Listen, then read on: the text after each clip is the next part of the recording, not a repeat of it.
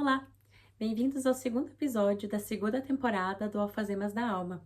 Nesta temporada, o tema é maternidade. E no primeiro vídeo, eu falei para vocês sobre o meu relato de parto, ou pelo menos eu comecei o relato de parto. E nesse segundo vídeo, eu quero finalizar, então, essa história. No primeiro vídeo, eu trouxe um pouco de como foi a minha gestação, de quais eram os meus medos para a hora do parto, as minhas expectativas, e comecei então o relato falando de como foi o período em que eu fiquei em casa, depois fui transferida para o hospital de Queenstown, mas como ele não é um hospital que não tem muitos recursos, então a necessidade, a escolha de ser transferida para o hospital de Dunedin, tendo um dos meus medos então para a hora do parto se realizando, que era ter que voar de helicóptero, sabendo que a minha família não poderia me acompanhar e que eu precisaria ficar no hospital sozinha, com uma equipe médica que eu não conhecia, até a minha família chegar na viagem de carro, né, que dura mais ou menos 3 horas e meia. Depois de 15 horas de trabalho de parto, tendo ficado parte desse tempo em casa, depois sendo transferida para o hospital aqui de Queenstown, utilizando a sala da maternidade, eu tive que fazer essa escolha de ir para o hospital de Dunedin, porque depois de 2 horas e meia fazendo push, né, tentando expulsar então o Otto, eu entendi que o meu limite já tinha chegado. E eu dei o ok então para que ela avisasse, né, chamasse o pessoal do helicóptero para que eu pudesse ser transferida então. Não foi uma decisão fácil no sentido de não foi nem a questão de achar que eu estava falhando, que o meu corpo tinha, né, me deixado na mão ou que eu estava fracassando por escolher, mas era justamente porque eu não queria prolongar mais esse processo, por já ter sofrido tanto até aquele momento. Mas eu tomei essa decisão, a minha família conversou comigo, minha mãe e meu marido que estavam participando desse processo comigo, e foi a decisão certa, assim, depois a gente entendeu mesmo o quanto era necessário essa transferência. Mais ou menos 4h30 da tarde, eu já estava no helicóptero para ser transferida. Porém, antes de eu ser colocada na maca para entrar no helicóptero, e a gente viu que os batimentos cardíacos do Otto estavam muito altos, em torno de 180 batimentos, o que acabou mostrando então sinais de que ele estava em estresse também naquele processo, não só eu. Isso me trouxe mais angústia, mais agonia, mais medo do que poderia acontecer, né? E mas também me trouxe a segurança de que eu tinha feito a escolha certa, né, para ter mais assistência. Eu só pedi então para que quando eu estivesse no helicóptero me dessem alguma coisa para dor, porque eu tava com medo. Até então eu sempre tinha alguém apertando as minhas costas e eu podia escolher a posição que eu podia ficar. E naquele momento eu ia ter que ficar deitada na maca, né, bem retinha. E eu tava com medo da dor que eu ia sentir, e principalmente por causa dos batimentos do Otto, então eu não queria trazer mais angústia pro processo, né? E eu me lembro de deitar com a mão assim fechada na base da coluna, deitar em cima para fazer pressão e me ajudar com a questão das contrações. A midwife foi monitorando os batimentos do Otto a cada 5 minutos.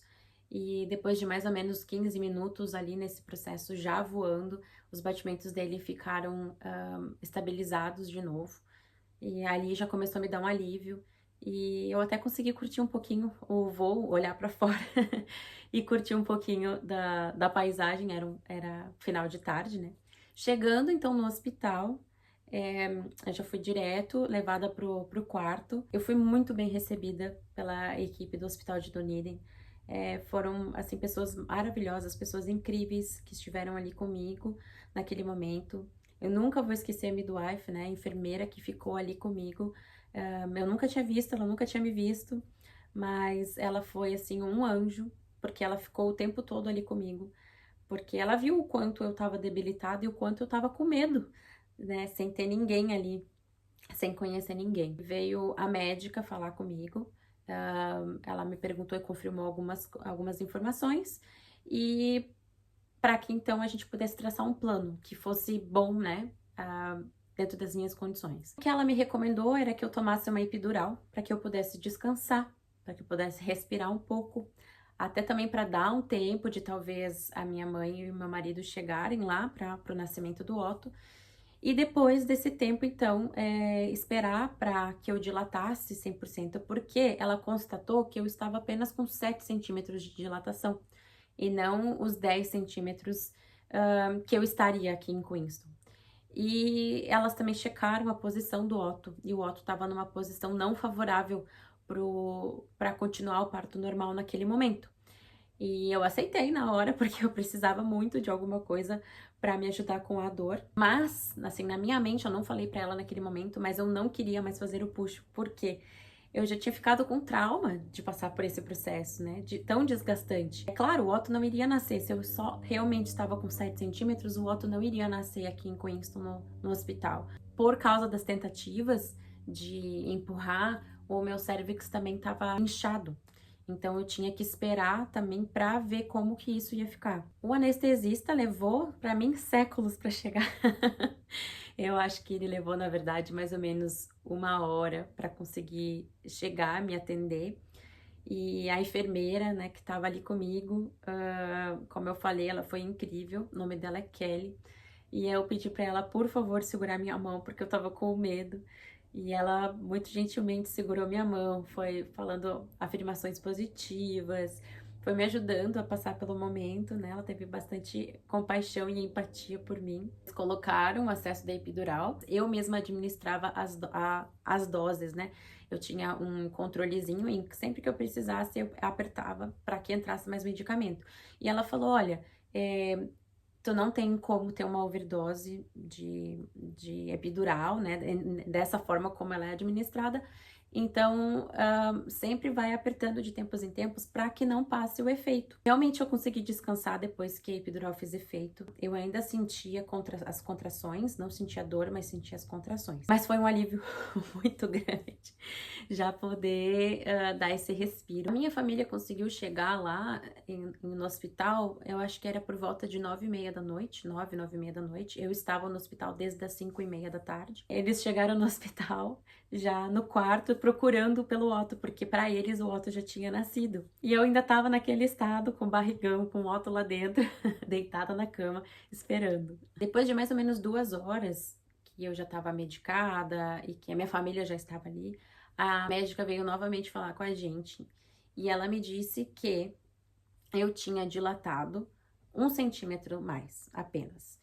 E que, como eu já estava muito tempo com a minha bolsa rompida, eu já estava tomando antibiótico, o que ela poderia me recomendar, então, naquele momento, era que eles colocassem ocitocina na minha veia, para que eu pudesse dilatar mais rápido e então continuar no processo de parto natural. E foi o que a gente fez. Elas colocaram ocitocina na minha veia, porém, toda vez que eu tinha uma contração, os batimentos do Otto baixavam muito. Iam de 150, 120 para 80.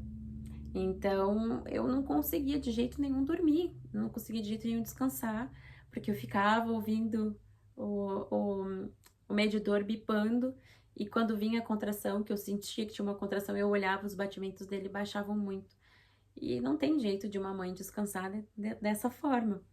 E então eu ficava chamando a Kelly o tempo todo para ela olhar e perguntar para a médica se era normal, se estava tudo certo, porque eu ficava com muito medo que o coraçãozinho dele fosse parar e eu acho que eu ia surtar se isso acontecesse. Assim, eu acho que qualquer mãe na minha situação surtaria. Mais uma vez, a Kelly chamou a médica, e aí já estava trocando de turno, e essa outra médica veio também muito querida. Ela me examinou e falou: pra tu chegar nos 10 centímetros vai levar mais ou menos umas 2 horas ainda. A gente pode te dar mais ocitocina e tu continuar nessa, porque até esse ponto eles fizeram um teste de tirar a ocitocina e os batimentos do Otto realmente ficavam normais, então era a ocitocina. Estavam fazendo as minhas contrações ficarem mais intensas. Então ela me disse: olha, a gente pode ficar nesse processo por mais umas 2, 3 horas e ir checando, ou a gente pode fazer uma cesárea de emergência. A escolha é tua. Nós já estávamos nesse processo há muito tempo, né? Então, foram 15 horas de parto natural, né? De tentativa de parto natural. E ali devia ser mais ou menos umas 11h30, meia-noite, talvez. E eu falei que eu queria fazer a cesárea, porque até ali ninguém tinha conseguido dormir direito, a gente tirou cochilos ali na sala. Então, finalmente, lá fomos nós para a sala de cesárea. E eu e o Mike, então, preenchemos a parte burocrática e seguimos para a sala de parto, então, através da cesárea. Nunca tinha passado por cirurgia, nunca tinha ficado internada no hospital, então era tudo muito novo para mim também. E apesar de eu ter lido poucas coisas, assim, sobre cesárea, o ambiente é um pouco desconfortável, então era um misto de sensações, assim, de desconforto por estar ali, né, um monte de gente, e também alívio de que ali era a etapa final, né, que o meu filho ia nascer e que a gente, assim, de uma vez por todas ia ter ele no colo e poder seguir então para a parte da recuperação. Então o anestesista veio, como eu já tinha tomado epidural, ele me deu só uma dose um pouco maior de epidural. O Mike pôde ficar sentado perto de mim, assim, né, na minha cabeça, e começou a falar comigo que ia dar tudo certo, que ia ficar tudo bem. E toda a equipe ali trabalhando, eles fecharam, né, botaram a cortininha assim na minha frente para que a gente não conseguisse enxergar nada. Perguntaram se a gente queria colocar uma playlist. Eles começaram os testes para entender se a anestesia tinha pego, né? Então, eles usaram um spray em diversas partes do meu corpo para que eu dissesse se estava gelado ou quente. Eu passei em todos eles, estava tudo certo. Porém, quando eles fizeram o teste com o objeto pontiagudo, eu consegui sentir na minha barriga mais pro lado direito. Aí eles inclinaram a minha cama e me deixaram mais pro lado direito, né, o lado direito mais para baixo, para tentar fazer com que a anestesia fosse mais pro lado direito. Eu devo ter ficado assim mais ou menos uns 5 minutos. Eles tentaram de novo e eu continuava sentindo. Aí o que eles me disseram foi que eles poderiam começar o processo, porque eu sentia muito mais em cima na minha barriga, não onde eles iriam cortar, né? Então eles me disseram que as minhas opções eram: ou eles poderiam começar o processo, porém eles não poderiam parar o processo no meio. Se eles cortassem, eles iam precisar fazer o processo até o final. E pode ser que eu não ia sentir nada, porque onde eu senti era mais pra cima, né? E eles cortariam mais embaixo. Mas se eu sentisse, eles não poderiam parar, porque já ia estar aberto, então eles iam ter que fazer o resto do processo e talvez eu sentiria alguma coisa. Ou eles poderiam me dar uma anestesia que se chama spinal, que seria mais uma outra anestesia na coluna, ou a anestesia geral, que daí teria 100% de certeza de que eu não sentiria nada, né? E eu olhei pro meu marido na hora e eu falei, cara, eu não tava preparada para passar por isso, para tomar uma decisão dessas, né? Tão grande. Mas ali na hora eu pensei que eu só quero ver o meu filho nascer, então eu não quero anestesia geral. Mas também passar pelo processo de mais uma anestesia na coluna também me deixava insegura. Então eu decidi por tomar essa anestesia chamada spinal. Então eles tiraram tudo, me colocaram sentada na cama e me deram anestesia nas costas. Logo eu já sentia as minhas pernas realmente ficarem bem mais dormentes do que com a epidural. Aí depois me deitaram na cama e eu tava bem, até ali tava tudo certo. Mas alguns segundos depois eu comecei a ter uma sensação de sono, né? Eu comecei a tremer um pouquinho, mas dizem que isso é normal com essas anestesias. Mas eu também comecei a ficar com um pouquinho de sono. E isso começou a me deixar um pouco ansiosa. Então eu comecei a ter dificuldade de respirar e no primeiro, assim, nos primeiros instantes eu achei que era porque eu ia entrar numa crise de ansiedade. Então eu olhei pro meu marido e eu falei pra ele, eu não tô me sentindo bem. E nisso tinha uma enfermeira que tava bem, assim, acima de mim, me olhando, né? Ela tava atrás da cortina, mas ela tava me olhando. E ela falou o quê? Daí eu disse, eu não tô me sentindo bem.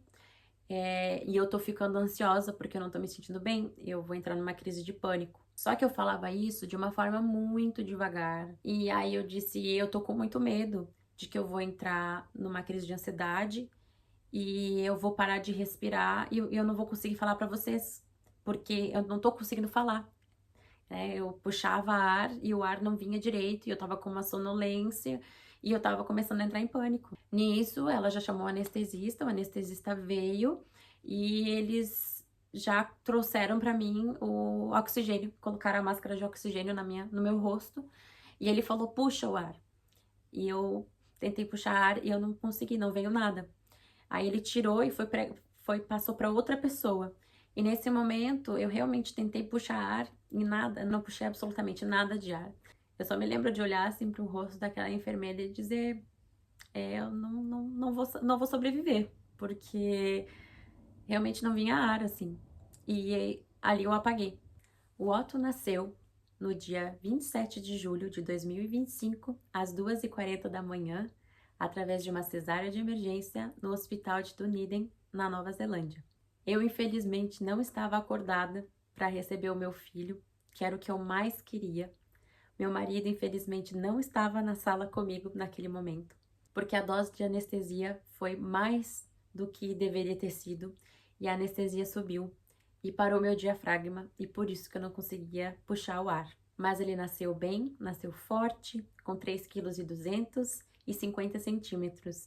E o colinho que ele recebeu primeiro na vida foi o colinho do papai e depois o colinho da vovó, enquanto a mamãe dormia ainda, até conseguir pegar ele no colo. Eu acordei por volta das 4h15 da madrugada do dia 27. Acordei muito grogue, não sabia muito bem onde eu estava, o que tinha acontecido. Lembro da enfermeira vindo para mim para dizer que eu estava bem, que eles tinham conseguido fazer cesárea, que eu tinha perdido apenas 600 ml de sangue e que o meu bebê estava bem e que ele estava no colo do pai e que eles estavam naquele momento indo lá chamar para que eu pudesse conhecer o meu filho. No momento que eu vi o Mike entrar na sala com o Otto no colo, assim, foi a cena mais linda da minha vida.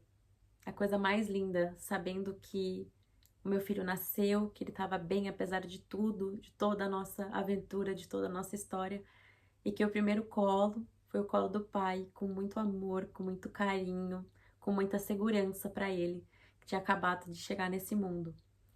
E só o que eu pude fazer naquele momento foi chorar. Chorar e pegar o meu filho no colo e pedir desculpa para ele. Desculpa por não estar lá, por não ter sido o primeiro colo, o primeiro abraço, que por não ter conseguido trazer o calor, a segurança para ele no momento em que ele chegou nesse mundo, mas que eu estava muito feliz por ele estar bem, por eu estar bem, e que a gente ainda teria muitas oportunidades de viver isso juntos. Ele já logo veio pro peito, já mamou, eu já tinha bastante colostro, porque aqui eles recomendam que a partir da 37ª semana de gestação a gente comece a estimular e inclusive tirar em seringas e congelar, guardar, para o caso de acontecer alguma coisa, ele ter colostro para tomar, ao invés de ter que tomar a fórmula no hospital. E eu esqueci o colostro em casa quando a gente foi para o hospital. E eu jamais imaginei que algo assim aconteceria.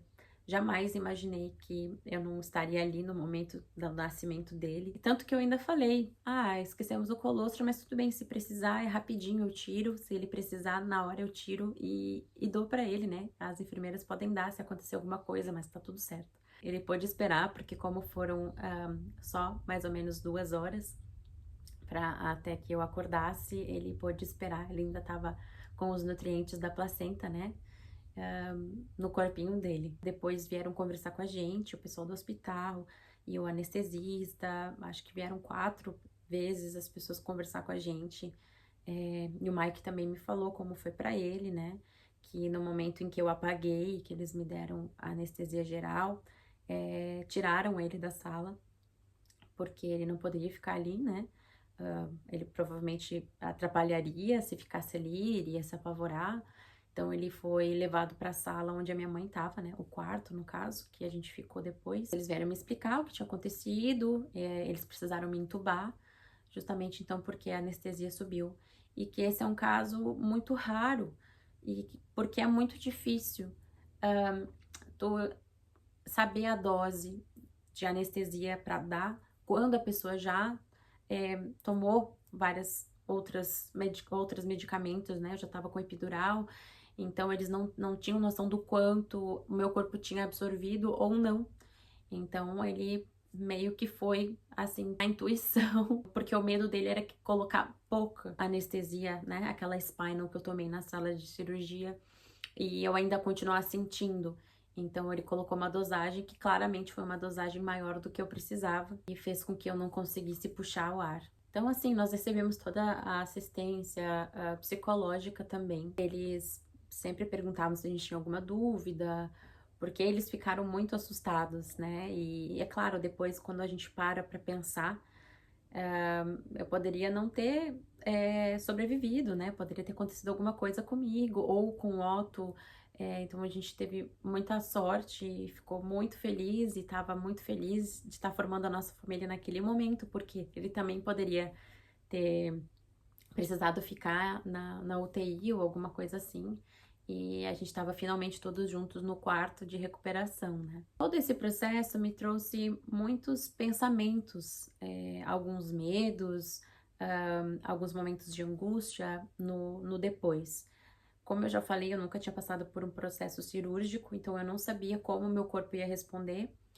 E todo o processo do parto natural também debilitou muito o meu corpo. Depois a cesárea veio e finalizou. E realmente eu fiquei muito fragilizada, né, fisicamente, emocionalmente também, porque eu fiquei com muitas inseguranças, por eu ter tomado muitas anestesias e tantas coisas terem acontecido, eu fiquei com medo de que talvez as minhas pernas não voltariam, ou eu tava sentindo bastante dormência ainda na parte do cóccix, né, na base da minha coluna.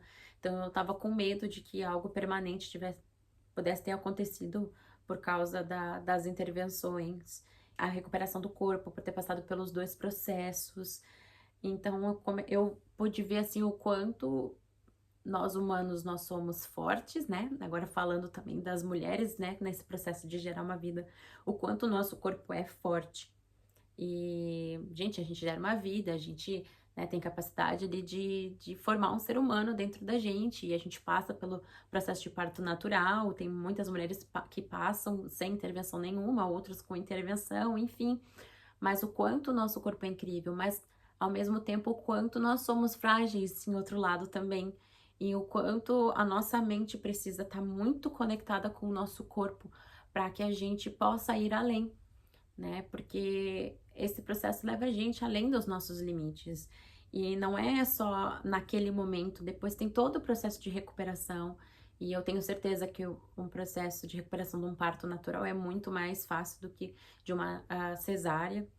E apesar da minha recuperação da cesárea ter sido muito tranquila depois, ainda assim são muitos medos, né? E acho que principalmente porque eu jamais imaginei passar por tudo que eu passei, em tudo que eu pensava antes e tentava me preparar, todos os meus medos, jamais eu achei que eu chegaria, né, a viver todas essas questões.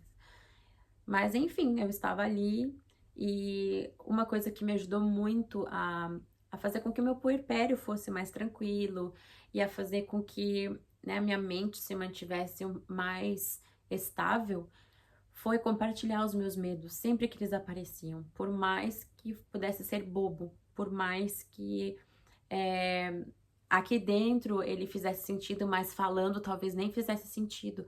Eu sempre falei em voz alta, sempre falei pro meu marido, sempre falei pra minha mãe, porque ele é real, os medos são reais naquele momento, principalmente.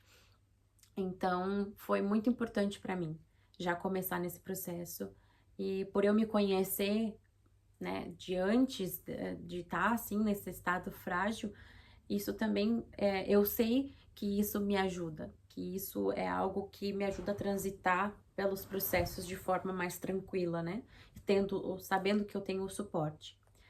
E até porque ainda aconteceu mais uma questão em que nós estávamos no hospital, então nós ficamos no hospital 3 dias por causa da questão da cesárea, né? O Otto nasceu na madrugada de domingo.